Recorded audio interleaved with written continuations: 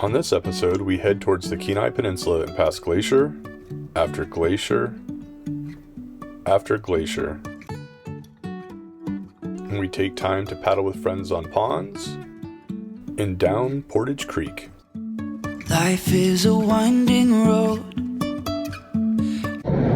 We are driving on the Glen Highway today, headed to Anchorage. The views on this road have been fantastic, and I think we've seen 3 or 4 glaciers that you actually had good visibility of from the road. We haven't stopped a whole lot or taken pictures because it's going to be a long drive day. If you have time, take your time on the Glen Highway. We stopped for a couple days at the Jaber Fam Camp to knock out the work week and reprovision. Kelly gave some blood and got a little reward. So everybody shows off their campers when it's looking the nicest. Well, this is like a work day that we're doing laundry, that we're both working, that we've had dinner and trying to get things done, and the dog's dirty and the floor is dirty and there's just stuff everywhere. Everyone's So, on surface. Not everyone's going to show you real life, but sometimes this is real life in a camper. With Piccolino tidied up and the work week over, we headed down the Seward Highway and along Turnagain Arm until we arrived at our destination for the week. Sweet little campsite on Tangle Pond. We're here. We've got Lee and Kelly over there. Yeah, our friends Cedar and Silver had told us about this sweet little spot right off the road. Absolutely gorgeous. After setting up, we headed for a short hike on Byron Glacier Trail. First hike we've done in a little while. After a few days of housekeeping in Anchorage, we're happy to be back on the trail. The trail runs along Byron Creek, which Stormy thought was just a perfect place to get some glacial water.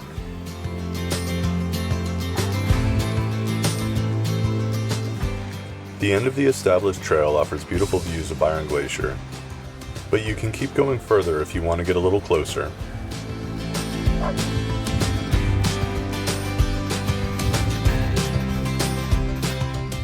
Stormy was a trooper and pushed as hard as he could to get as close as we could to Byron Glacier. But further up, the path got pretty challenging for him. So this is as far as we got. I think there's about a quarter mile left to the base of the glacier up there, but it's all really big boulders, which Stormy can't really navigate through this kind of stuff. So it's okay. We're gonna head back down. But not before a family photo and some puppy playtime. Hi.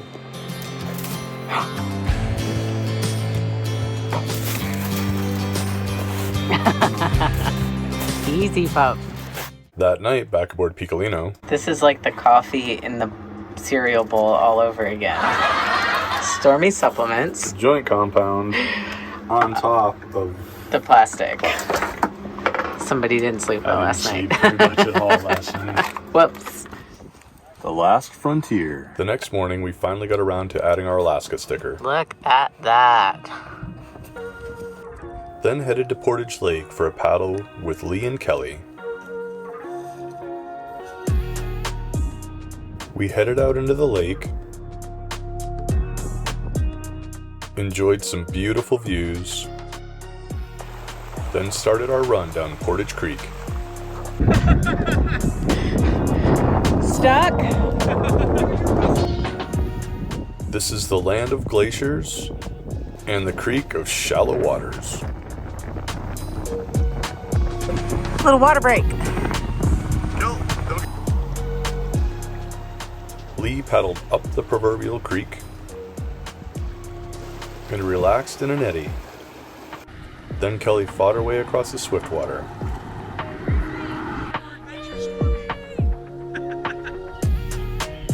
Are you ready to go down the river? Okay, let's go.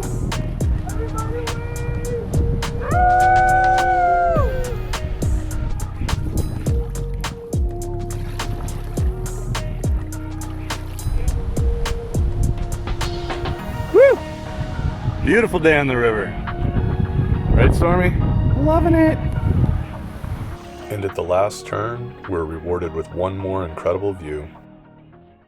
By the time we got back, our little spot had really filled up. Apparently, Tangle Pond is a pretty popular place for the locals on the weekends. But that wasn't going to stop this guy from getting his pond bath. Is a steady shower? Just do it. It's gonna hurt.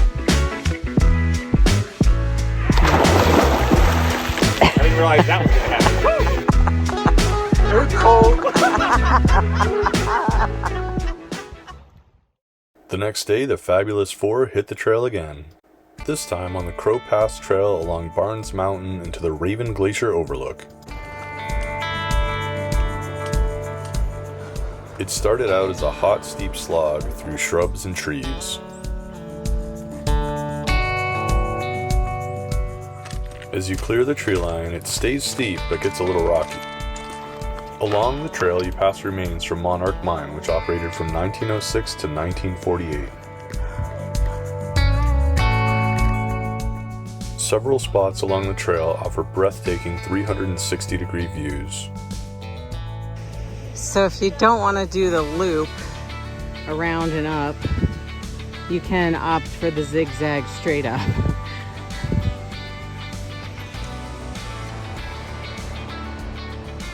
Much of the trail takes you alongside Crow Creek.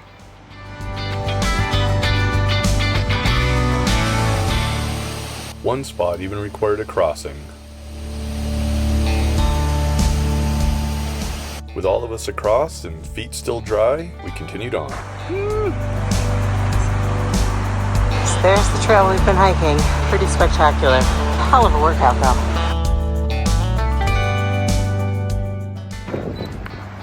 So you can rent this place out. You may have to hike all your gear in, but wow, what a view. Hi, are you doing a hike today? Are you doing such a good job? Crystal Lake feeds this steep creek with its series of waterfalls.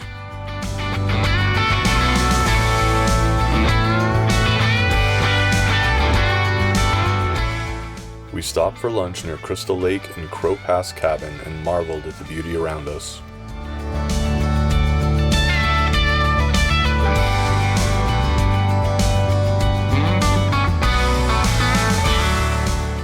Eagle-Eye Kelly even spotted some doll sheep on a nearby ridge.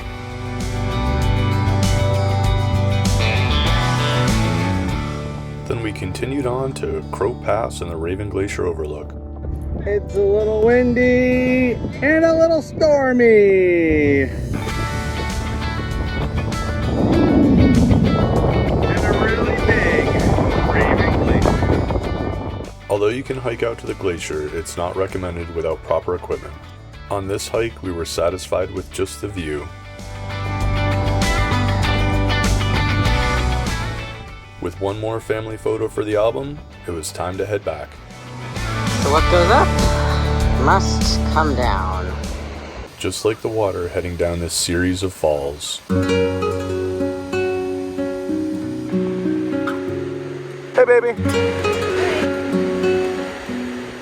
Although gravity does most of the work down, it's still a lot on your knees. Made it.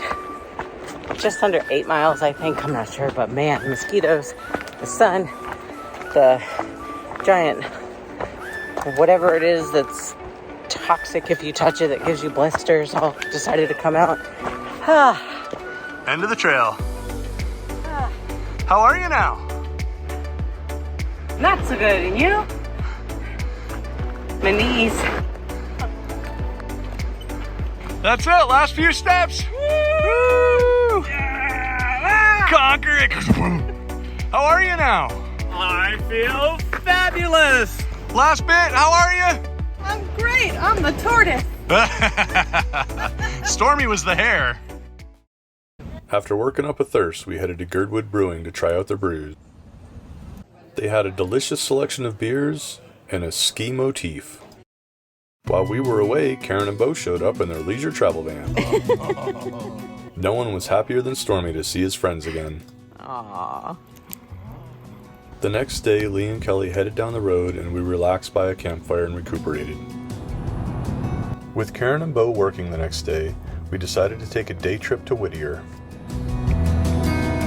Not a bad view while waiting in line for the tunnel to Whittier.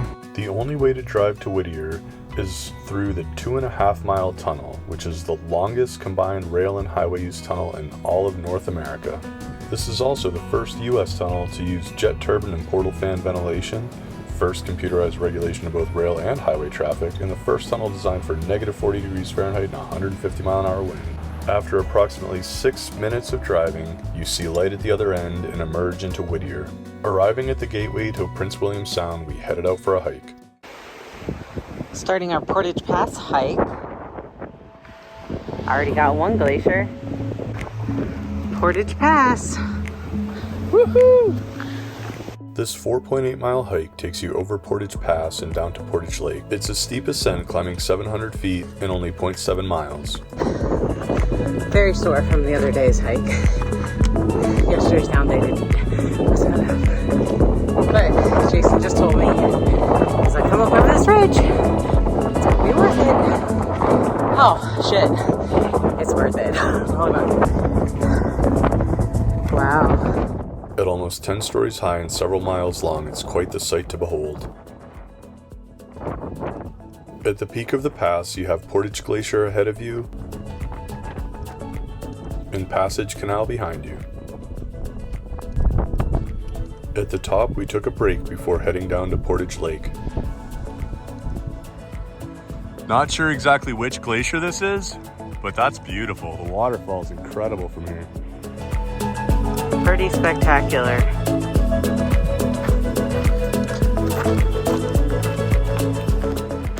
We made it to Portage Glacier, well, Portage Lake.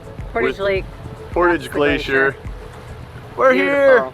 It's worth the hike down. We saw a lot of people make it to the top and you have a beautiful view, but then when you get down here to the lake and you kind of have a little break and relax, it gives you a different perspective and it looks huge. And I flew the drone out to it and I took the drone up to like 396 feet, which is the max I can fly. And I wasn't even close to the top, so it's pretty Big massive. glacier. It's cool. Did we make it to Portage Glacier? At the shore of Portage Lake, we enjoyed our lunch with another incredible view.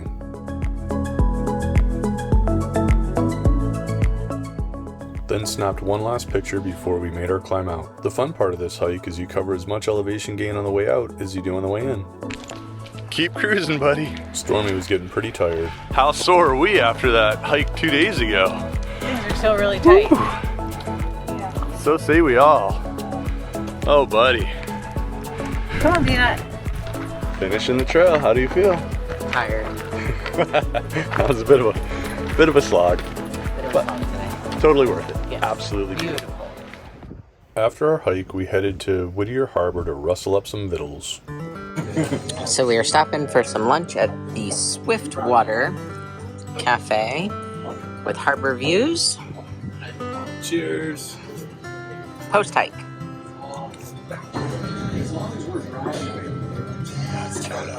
That is a chowder.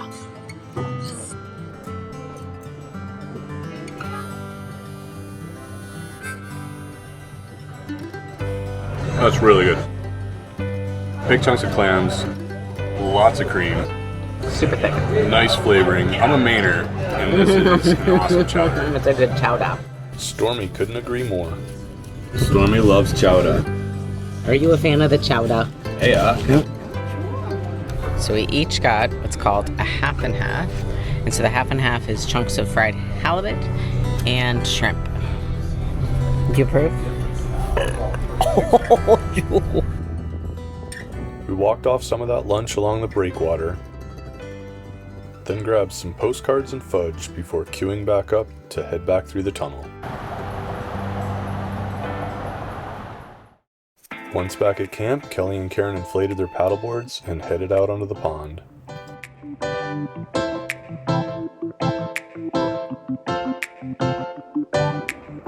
What are you doing? Who are you looking for?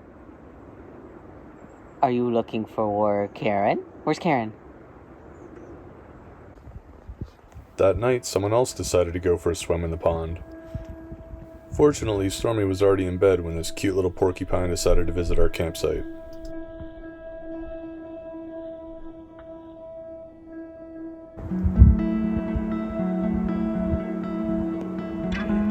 Yeah, good choice, dude. The next morning, we said our goodbyes to Karen and Bo and hit the road headed for Seward. Life is a winding road, We'll see you there. no telling where it goes.